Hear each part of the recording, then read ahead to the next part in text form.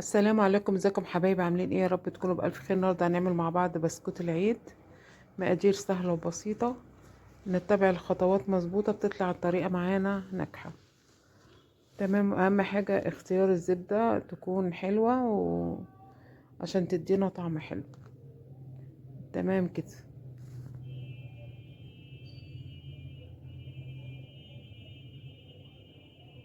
بينا بقى ندخل على الفيديو. معانا كيلو دقيق، جميع استخدامات، نسبة استخراج 72%.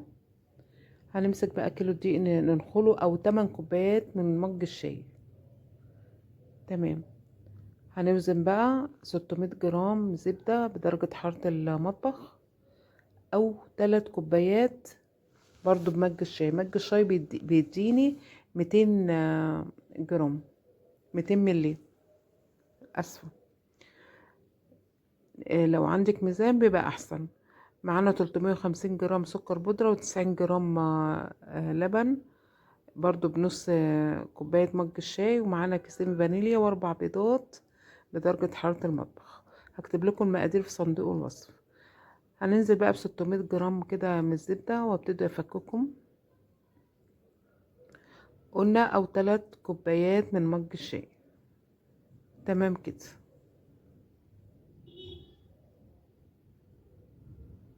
هنزل عليهم 350 جرام سكر بودرة بعد ما نخلناه برضو، عشان ايه؟ بيبقى فيه تكتلات. وابتدي بقى ايه الشغل كله هنا، ان احنا نضرب الزبدة مع السكر، لما يدينا كده قوام هش وعاملة زي الكريمة ولونها يفتح. تمام. وابتدي بقى انزل كده في الجوانب وانا بضرب، عشان ايه؟ كل المكونات بتاعتنا تختلط مع بعض وتتجانس. تمام كده. لو ضربنا الزبدة كويس هتدينا نتيجة كويسة، وما نبالغش برضو في ضرب الزبدة عشان ما تفصلش معانا. اهم حاجة ان هي تفتح وتدينا قوام كريمي. تمام كده.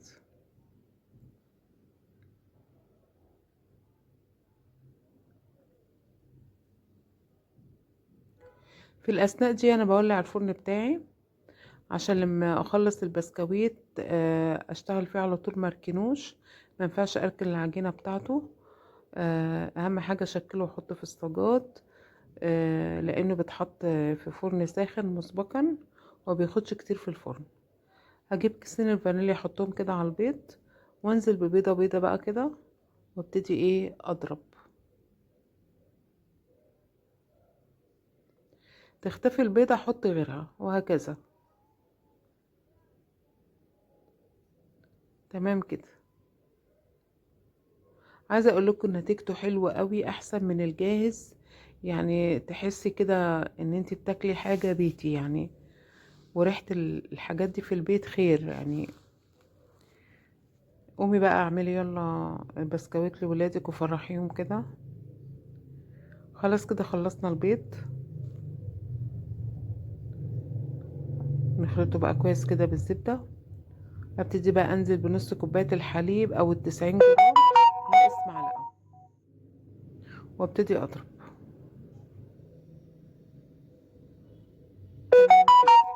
لما يختفي اللبن او الحليب انزل بقى بالدقيق. الدقيق طبعا منخول، مع ذرة ملح او نص معلقة صغيرة ملح.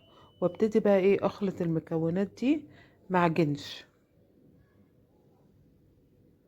عشان لو عجنا البسكوتة هتعضم معانا ومش هتبقى هشة، وهتدينا نتيجة مش كويسة.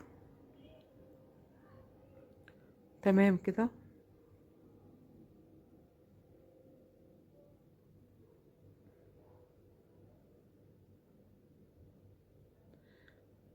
هبتدي اخلط لحد ما الدقيق بتاعنا يختفي تماما.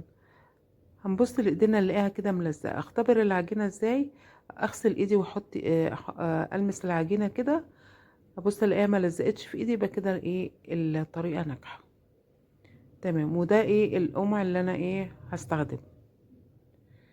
هبتدي بقى ايه؟ احط كده في الكيس بتاعنا.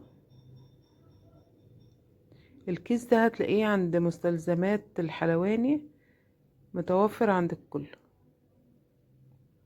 تمام كده. بلاش الكيس البلاستيك عشان يفضل يتقطع بقى منك كل شوية ويغلبك، فالكيس ده بيبقى افضل يعني. وأعبي بقى الكيس كده وافرغ بقى ايه، قبل ما اشتغل افرغ منه الهواء. تمام.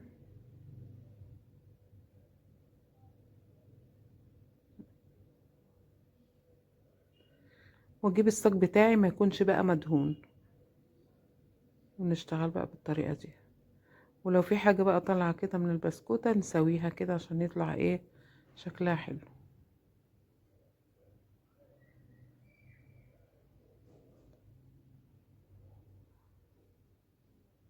تمام كده.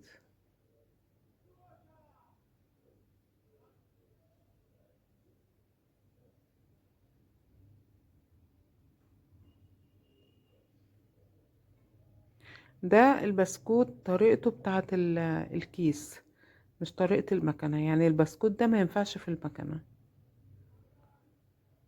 عشان العجينة طرية قوي. تمام كده. خلاص بقى دخلنا البسكويت على الرف الوسطاني، ونولع تحت بس مع المروحة لو في مروحة في الفرن. تلاقي البسكوتة كده شدت حيلها، تروحي ايه حطها على الشبكة من فوق، بتاخد بقى لون حلو يعني. تمام. عايزة اقول لكم الكاميرا مش مطلعة لون البسكويت حلو، بس هو بصراحة تسويته حلوة. حطيته بقى في علبة وفرشت كيس بلاستيك، وحطيت برضو رق تاني كده. تمام. اي علبة عندك بقى وتغطيه، وبألف هنا. كل سنة وانتم طيبين، واسيبكم في رعاية الله.